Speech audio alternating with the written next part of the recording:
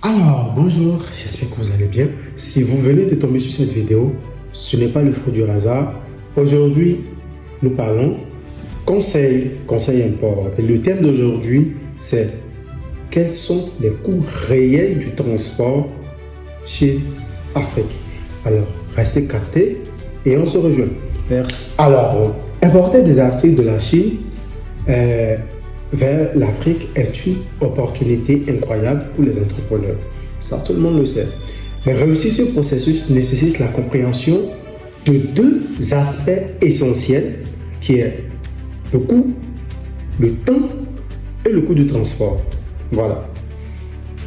Et c'est là que beaucoup échouent.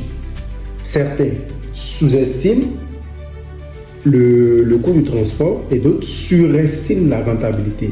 Résultat, promesses non tenues, clients frustrés et pertes financières. Alors, dans cette vidéo, je vais t'expliquer les délais réels et les coûts cachés du transport Chine-Afrique et comment anticiper pour éviter les mauvaises surprises. Donc, soyez câblés. Alors, le délai. Déjà, il faut notifier que le délai dépend de deux facteurs essentiels. Du mode de livraison, du mode de transport et du pays de destination. Les modes de transport, il y a le transport maritime, le transport aérien. C'est les deux principaux.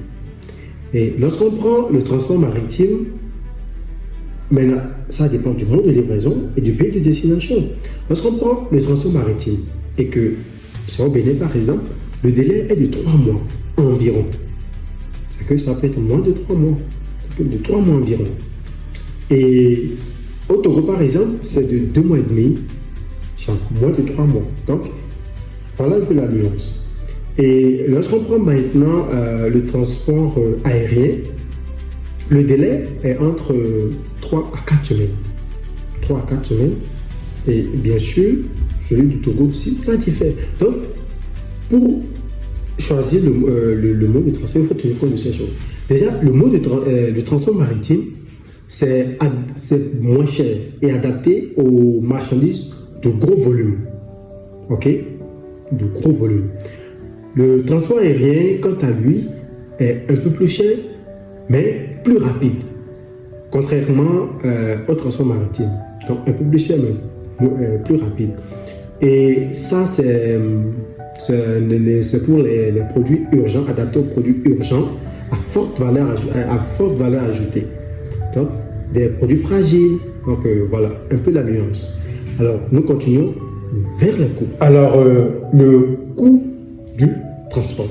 Alors, le coût du transport, ça dépend du mode de transport, que ce soit maritime ou aérien, et aussi, comme on l'a dit pour le délai, du pays. Alors ici, on va s'appesantir sur les modes de transport. Lorsqu'on prend le transport maritime, le coût est calculé en fonction du volume, qui est le CBM. Et comment est calculé ce CBM? Le CBM en centimètres cubes, déjà le volume est en mètres cubes. Donc pour pouvoir calculer le CBM, lorsqu'on prend par exemple les mesures en centimètres cubes, lorsque ta marchandise, on prend la longueur, la largeur, la hauteur, on multiplie les trois, qu'on divise par 1 million pour trouver le CBM. Donc, voilà comment est calculé le fret. On appelle ça le fret, le coût du transport maritime. On appelle ça le fret. Donc, voilà comment est calculé le fret en transport maritime. Et ce qu'on trouve, c'est le CBM. Et une fois ce CBM trouvé, on l'affecte, on le multiplie par le montant associé au CBM. Par exemple, le prix standard est fixé en fonction du CBM.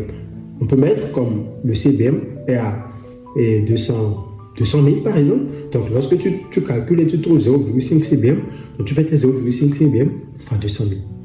Et les prix aussi varient en fonction du type de produit. Parce qu'il y a des tarifs qui sont des tarifs pour des marchandises ordinaires, c'est-à-dire les marchandises normaux.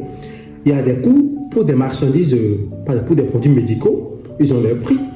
Les prix pour les machines aussi, ils ont leur prix. Donc, le CBM, par exemple, le CBM pour une machine, ça a son prix. Le CBM pour pour des produits médicaux, ça a son prix. Le CBM pour des produits autres, des produits spéciaux, ça a son prix. Donc, chaque catégorie de produits avec son prix par CBM. Donc, voilà comment est fixé le prix en transport maritime. Même chose en transport aérien, mais en transport aérien, on prend en compte le poids ou le volume kilométrique, c'est-à-dire que pour des produits qui ont un poids donné, mais avec un gros volume. Donc ça dépend. Mais généralement, c'est le poids. OK? Et le prix est fixé aussi par chaque catégorie de marchandises, les produits normaux, les produits fragiles, ainsi de suite. Les téléphones, les tablettes, chaque avec son tarif. Donc, lorsqu'on prend par exemple des téléphones, généralement, c'est par exemple 15 000 par portable. Donc, lorsque tu importes un téléphone, tu payes 15 000 par téléphone, tablette 25 000, et ainsi de suite. Donc, ces prix ne sont pas standardisés. C'est-à-dire, d'une compagnie de transport à une autre, les prix varient.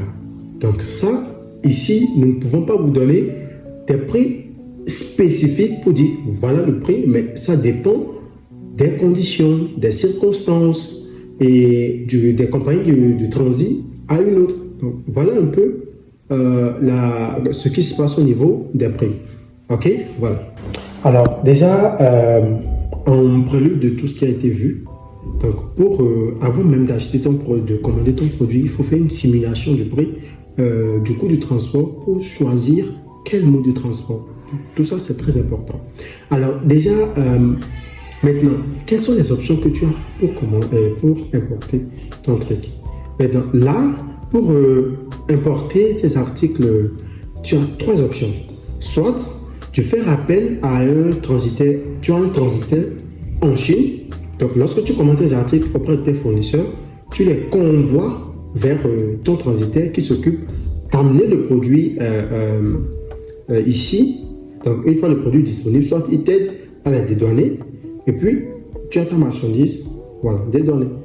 La deuxième option, soit ton fournisseur, il maîtrise bien la logistique, donc lui-même, il convoie la marchandise vers ici, et une fois arrivé, tu trouves un transitaire sur place qui te donne les marchandises et tu as ta marchandise. Ou soit la troisième option, tu fais confiance à des structures spécialisées comme Dango Import pour t'aider depuis le début du processus. Achat discute avec les fournisseurs, demande achat des produits jusqu'à la livraison à ton domicile. Donc, c'est toi qui vois. Alors, pourquoi c'est important de bien planifier? Un importateur avisé ne choisit pas seulement son produit. Il choisit le bon mode de transport et le bon timing. Si tu vends par exemple des produits saisonniers, des fournitures scolaires par exemple, ne le commande pas par maritime en juin parce qu'il arrivera après la rentrée. Alors, si tu commences, si tu viens de commencer ton business, ne commence pas par l'aérien et pas le transport maritime. Commence par l'aérien, tu reçois vite, tu testes, c'est-à-dire si tu veux le tester, hein, tu le prends par transport aérien plus rapide, tu le testes et si ça marche, tu peux prendre de gros volumes par maritime.